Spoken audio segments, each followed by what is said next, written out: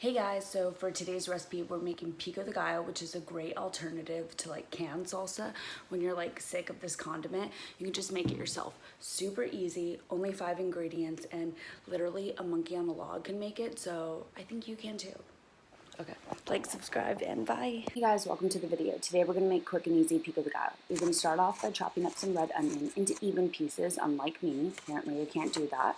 And then you're gonna mince up some garlic, add that in the hot tub, and then you're gonna get tomatoes, quarter them and de-seed them. You can keep the center, but it comes out a little mushy, and honestly, if you invited me over your house, I wouldn't be eating your pico de gallo if it was mushy. So yeah, you can use the whole tomato, just don't be wasteful, I guess, but I don't like to keep the center. So after you do that, then add that in the mix.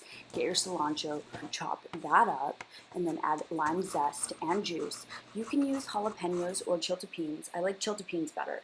And you just have to like make sure they're dried and crush them up. Add that in the mix with salt and pepper, of course. You combine all that. Oh, don't touch your eyes after. I've done that before and it like really stings. So just like, yeah, wash your hands after you use like the pepper, jalapeno, whatever spice you want to do. So season it up and then look, wow, we're done. It's amazing. And even the next day, the flavors kind of blend together, so it gets better. Apparently, I can't cut or count. It's 6 ingredients, but the peppers are optional. Also, it's vegan. Meow. I hope you enjoy the recipe. Bye, guys.